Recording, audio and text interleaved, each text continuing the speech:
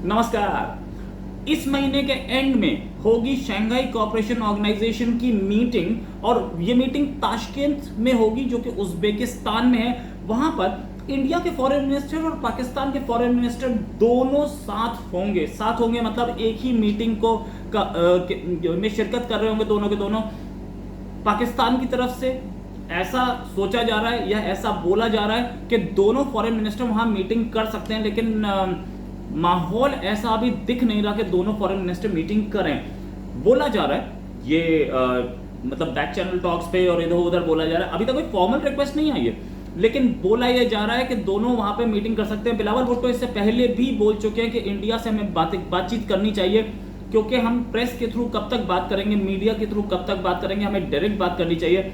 Indian foreign minister Jaishankar साहब वो कई बार बोल चुके हैं कि भैया बातचीत तब होगी जब आप आतंकवाद बंद करेंगे, वरना हम बातचीत नहीं कर सकते। दो चीजें वैसे बैक चैनल टॉक्स दोनों कंट्रीज के बीच में चल रही थी और अब भी शायद चल रही हैं। बैक चैनल टॉक्स की वजह से ही दोनों कंट्रीज के बीच में सीज फायर हुई थी। तो बैक चैनल टॉक्स में ऐसी बातें बड़े आराम से हो जाती हैं कि भाई क्या वहां मिल लें।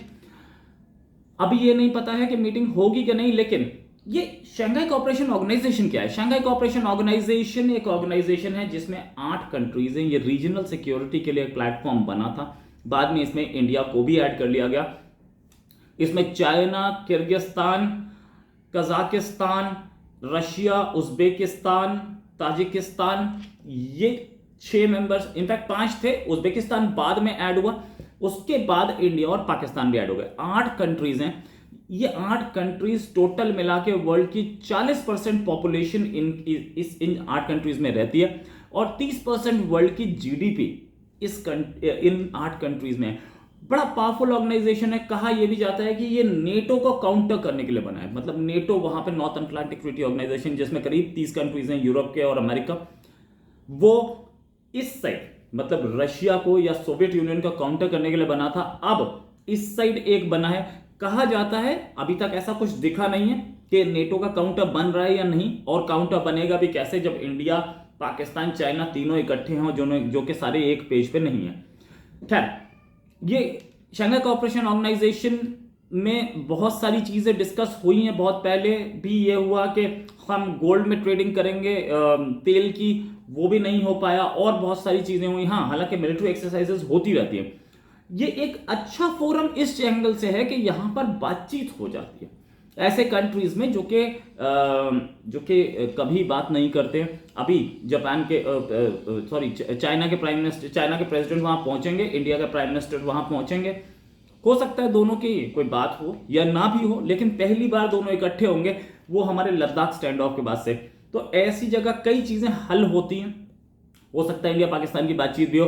अगर आपको लगता है कि इंडिया को पाकिस्तान से बात करनी चाहिए तो कमेंट बॉक्स में कमेंट करके बताएं कि बातचीत होनी चाहिए कि नहीं। लेकिन इंडिया का एक बहुत पुराना स्टैंड है कि जब तक आतंकवाद खत्म नहीं होगा तब तक हम बात नहीं करेंगे, और आतंकवाद खत्म होता दिख तो नहीं रहा है। खासतौर से एक ऐसी गवर्नमेंट के साथ, पाकिस्तान में शहबाज शरीफ गवर्नमेंट, जिसके साथ पाकिस्तान पीपल्स पार्टी भी है, दोनों दुश्मन पार्टीज, और एक इंस्टेबिलिटी है गवर्नमेंट के अंदर। ऐसी इंस्टेबिलिटी जब गवर्नमेंट के अंदर आती है पाकिस्तान में, तो आर्मी का राज चलता है, और आर्मी का और आईएसआई का राज चलता है, तो वो आतंकवाद भेजते रहते हैं, वो आतंकवाद रोकते नहीं है। उनके टेररिस्ट कैंप, आतंकी जो कैंप्स हैं वो चलते रहते हैं, और आतंकी कैंप्स जब चलते हैं तो ये आतंकवाद का इन्फिल्ट्रेशन होता रहता है। इंडिया की पिछले कुछ टाइम से हम इंडिया की जो सिक्योरिटी फोर्सेज हैं, खासतौर से जम्मू कश्मीर पुलिस और इंडियन आर्मी, इनके we are grateful to them. इन्होंने एक मैग्निफिसेंट काम किया है। हमले कम और आतंकियों को मारा ज़्यादा जा रहा है। वहां से आते हैं, अभी परसों की या उससे पहले वाले दिन की रिपोर्ट है कि 80 पाकिस्तानी भाड़े के आतंकी वैली में इस समय हैं। तो वो 80 भाड़े के आतंकवादी जो हैं वो, उनको भी हम जल्दी ही खत्म कर देंगे। आरबी का कहना यह है कि बहुत ज्यादा टाइम नहीं लगेगा, और कुछ और आते होंगे पीछे से तो उनको भी भेज दिया जाएगा। इंतजार तो हम कर ही रहे हैं। आपको 72 होने चाहिए, हम आपको दिलवाएंगे, आइए तो हम आपके लिए करें। ऐसी एक और धमकी भी आई थी वहां से, वो अलकायदा की, कि हम भी आतंकी हमले करेंगे। खैर, उनके भी देखें, हम उनके भी इंतजार कर रहे हैं। जहां तक बात ये कि क्या ये दोनों कंट्रीज के लीडर्स की बात हो पाएगी। बिलावल भुट्टो एकदम यंग लीडर हैं, अभी पहली बार फॉरेन मिनिस्ट्री में बैठे। हालांकि उनके साथ जो मैडम हैं हिना रब्बानी, वो पहले भी फॉरेन मिनिस्ट्री संभाल चुकी हैं, वो अच्छी गाइडेंस देती है उनको। और बिलावल भुट्टो इस समय जो बोल रहे हैं वो पूरा पूरा एक्सटर्नल अफेयर्स मिनिस्ट्री की गाइडलाइंस पर बोल रहे हैं। हमारे external affairs minister career diplomat रहे हैं, इंडियन फॉरेन सर्विस से हैं, फॉरेन सेक्रेटरी रह चुके हैं, इंडियन एम्बेसडर टू अमेरिका रह चुके हैं, और अब वो फॉरेन मिनिस्टर हैं। उनको पता है कि मुझे कैसे पॉलिसी चलानी है और कंट्री के फायदे में क्या है। बिलावल भुट्टो अभी सीख रहे हैं, तो बिलावल भुट्टो से जो बातचीत होगी इसका मतलब पाकिस्तानी एस्टैब्लिशमेंट ने या पाकिस्तानी आर्मी ने बताया होगा कि ये बात बोलनी है और ये ऐसे करना है।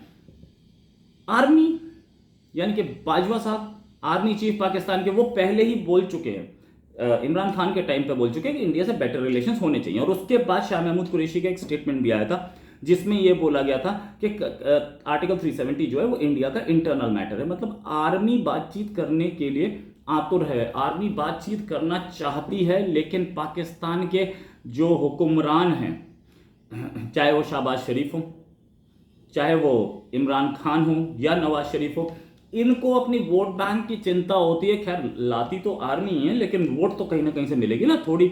10 वोट को आप 100 में तो कन्वर्ट नहीं कर सकते ना, आपको भी तो 30-40 लानी पड़ेंगी, तब तो वो 80-90 बनेगी ना। तो कुछ तो वोट होने चाहिए, और वो अपनी कॉन्स्टिट्यूएंसी पे भी दिमाग लगाते हैं। तो उनको लगता है कि हम यहाँ पर कहीं ना कहीं एक पॉइंट स्कोर कर सकते हैं, वो पॉइंट स्कोरिंग के चक्कर में रहते हैं। अब जहां तक बात कि इसमें क्या होना चाहिए अगर ये मीटिंग होती है, पहली चीज तो मीटिंग होगी क्या नहीं होगी ये भी अभी टाइम लगेगा। अभी टाइम है हमारे पास, 3 हफ्ते दूर है, करीब 3 हफ्ते के आसपास टाइम है, इस महीने के एंड में है। तो एक बात तो क्लियर है कि जो भी होगा, अगर बातचीत होने का डिसाइड हुआ तो ये पब्लिक में नहीं आएगा, यहाँ भी ये लोग पहले डिसाइड कर लेंगे और वहां सडनली मीटिंग कर लेंगे। ये तो क्लियर है, पहले से नहीं बताया जाएगा कि मीटिंग होने वाली है। दूसरी चीज, हो सकता है साइडलाइंस में कहीं चलते फिरते बातचीत हो जाए, ये भी हो सकता है। और तीसरी चीज कि अगर मीटिंग हुई तो उसमें डिस्कशन क्या होगा, उसमें डिस्कशन पाकिस्तान जरूर, जैसे उसने अभी पाकिस्तानी रुपी ट्रेडिंग पे कोयला लिया, पाकिस्तानी रुपी ट्रेडिंग पे अफगानिस्तान से सामान लिया, तो वैसे ही बातचीत ये जरूर होगी कि हमें रुपी ट्रेडिंग पे आप सामान दे दीजिए। चाहे वो दवाइयां हो, वैक्सीन तो 90% यहीं से जाती हैं, 100% वैक्सीन तो उनकी इंडिया से जाती हैं। वैक्सीन के साथ साथ और सामान जो वो कहीं दूर से बाहर से खरीद रहे हैं वो इंडिया से खरीदते हैं। रशियन ऑयल जो आ रहा है, वो रशियन ऑयल भी हमसे ले सकते हैं, क्योंकि रशियन ऑयल, रशिया उनको भी ऑयल देना चाह रहा है। हम लोग भी रिफाइनिंग कैपेसिटी रखते हैं उसकी, उनके पास, पाकिस्तान के पास रिफाइनिंग कैपेसिटी नहीं है, तो पाकिस्तान हो सकता है कि हमसे रिफाइन करा करके उस तेल को अपने पास ले ले। तो वो तेल आएगा कहीं पे हमारी रिफाइनरी के पास, और फिर उसके बाद ट्रक से वाघा बॉर्डर क्रॉस कर सकता है या शिप से जा सकता है। ये भी उनकी एक वो हो सकती है। उनको, पाकिस्तान को गेहूं की बहुत रिक्वायरमेंट है, इसमें गेहूं बहुत जरूरी है। रशिया से गेहूं खरीदा भी हाल में, लेकिन वो सारे के लिए डॉलर पेमेंट करनी पड़ती है, जो डॉलर पाकिस्तान के पास है नहीं। वो डॉलर बचाने के लिए वो इंडिया से बात कर सकता है कि आप हमें गेहूं देते हैं। आफ्टर ऑल हमारा गेहूं कहाँ कहाँ नहीं जा रहा, इजिप्ट और इधर उधर हर जगह जा रहा है। हालांकि कुछ कंट्रीज ने, तुर्की ने अभी बंद किया था उसको, तुर्की ने बंद किया, कोई फर्क नहीं पड़ता। बाकी कंट्रीज हमारा गेहूं ले रही, यूएई तक ले रहा है, और यूएई ने तो हमारे गेहूं को फर्दर एक्सपोर्ट करने पे बैन लगा दिया है। वो बोलता है हमारे अपने खाने के लिए चाहिए, हम रखेंगे। तो अगर यूएई रख रहा है जहां पे पूरी दुनिया से लोग आते हैं, तो उसकी जो क्राइसिस, जैसे बोलते हैं कि क्वालिटी क्राइसिस कोई नहीं है। यूएई अपने स्टैंडर्ड्स कभी डाउन नहीं करता। तो पाकिस्तान को यह बात पता है कि वो इंडिया से गेहूं ले सकता है, और बहुत सारी चीजें ली जा सकती है, और वहां से भी सामान आ सकता है। इस पर पाकिस्तान का फोकस रहेगा। हालांकि कश्मीर भी वो बोलेंगे, कश्मीर पे भी बात जरूर करेंगे, क्योंकि बिना कश्मीर के उनको प्रॉब्लम होती है कि हम अपने लोगों को कैसे बताएं कि हम कश्मीर को कैसे भूल गए।